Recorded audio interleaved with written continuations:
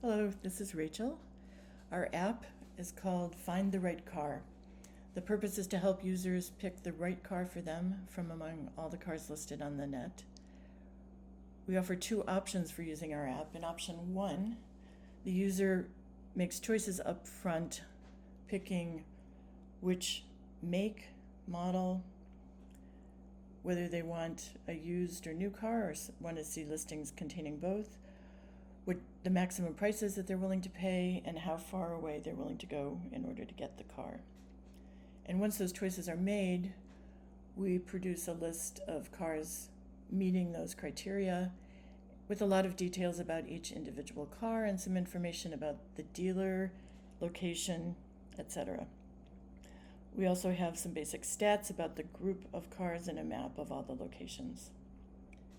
In option two, we go the other direction, and without asking the user to make choices up front, for comparison and context, we pick about a dozen zip codes from around the country, and for those zip codes we select and show all of the cars listed nearby. And we produce then a much larger list, again with a lot of details about each individual car. And in addition to that list, we show histograms with the price distribution for each make of car, and also going back over time, we show the average price for each make of car listed for each year, so the user can see how much money it costs to buy a used car from whatever year. What I am going to show in this first part of our demo is the sequence of choices that the user is asked to make in option one. So we'll start the app running.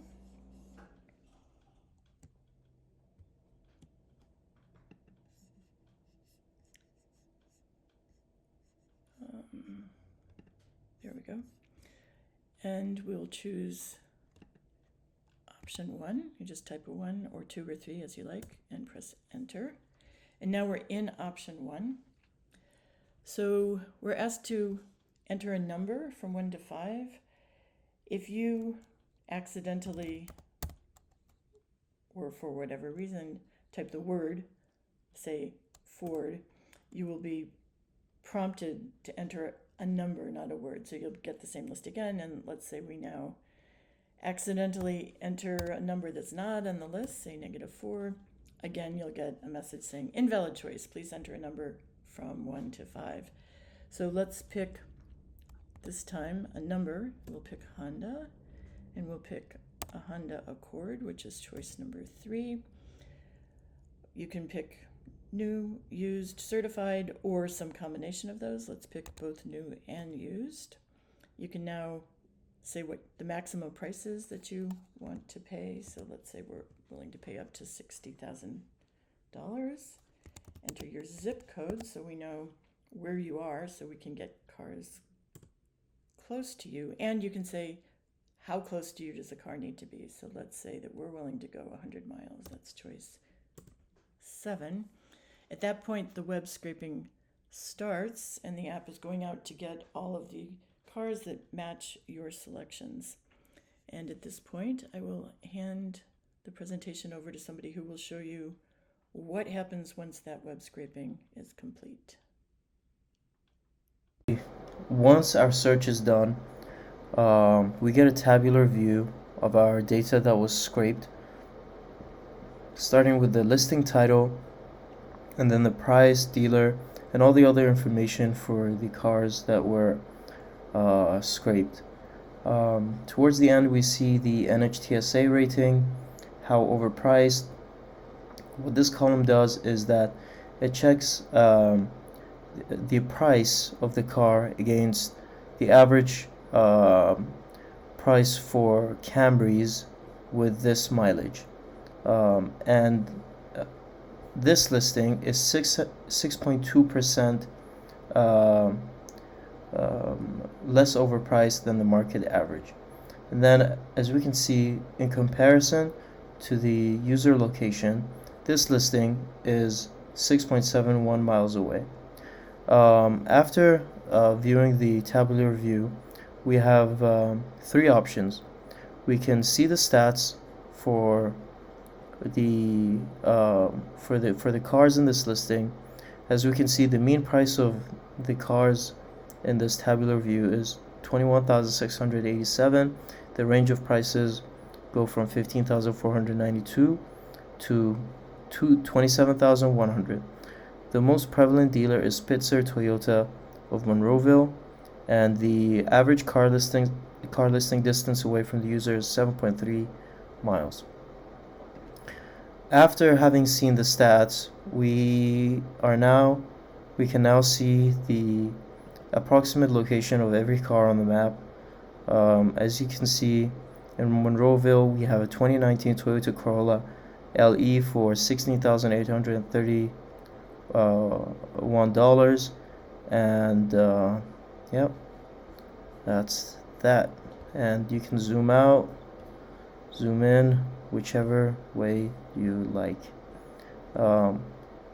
Closing this, we're also able to sort the car by its distance away from the user. As you can see, the closest car to the user is Toyota RAV4 XLE, and the farthest car away from the user is the 2022 Toyota Corolla Cross L.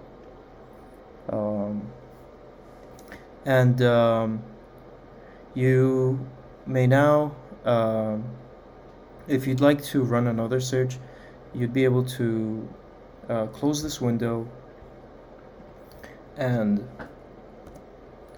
search for your ideal car again through your terminal. Yep. Hope you enjoyed this video. Thank you very much. Bye. About our scraper and our visualization. In our scraper, we scrap the data from cars.com, and since there is many cars records online, to save the time, we only selected 5 popular make and 5 popular model for each make. And then we will scrap the price, the zip code, stock type, the distance, and construct a URL for our scrapper to grab the data. And then we will create a CSV file called cardata.csv. Since many cards has the repeated post, we need to replace the clean the duplicate, and our final one will be the cleaned card data. In this CSV file, we will include the car ID, which is the primary key, and also the year, the make, model, price, the color, and the driven type, the fuel type, drive type, and the mileage, and also the zip code for the dealer, and also the dealer address if it's included. Then to show our data to the users, we will have a visualization file.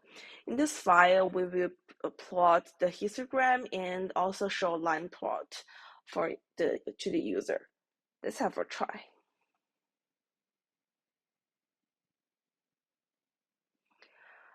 For each one, I generate a histogram for each make, and we can see the distribution of their price.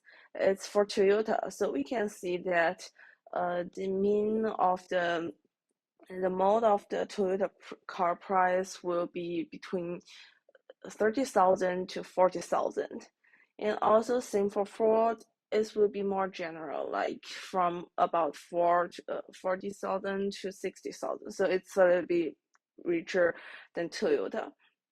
And also for Honda, for Chevrolet, and for Nissan. Then to visualize the price of them, I also draw a line plot for the user. In this one, each different make will have a different line to show, and the x-axis is the car that was made. So we can see that when it's close to current type, the price of the car will increase. It's pretty common. When you buy a new car, the price will be higher. And we can see that if we buy a car near 2000, it will be pretty cheap. So in this one, I visualized the price and the time for each make. In the next part, we will provide some choice to the users to ask some questions about their preference and give them some suggestions. Well, let me show you what our final product looks like. So the car stock setting file is there is a car model sticks where I can add makers or car model. And the dashboard consists of two parts. The car stock screen is where the GUI is described, and also the car stock finder. And the car stock screen is a Kiwi app. We dynamically add dashboards with the selection of our car parameters. And the car stock finders is where we do the selection and get the result. So let me run the edge of this file.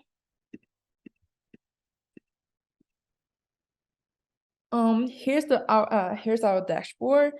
So our customer can select any makes from the list that Chevrolet, Ford, Honda, Nissan, and also Toyota.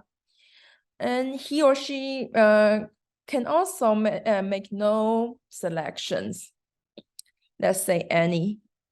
And for the fuel type, we have gasoline, diesels, hybrid, and also electrics for our customers to select. The transmission part is AT stands for automatic transmission and MT stand for manual transmissions. For the condition, there is a new option and also used option. Well, the final part is the budget.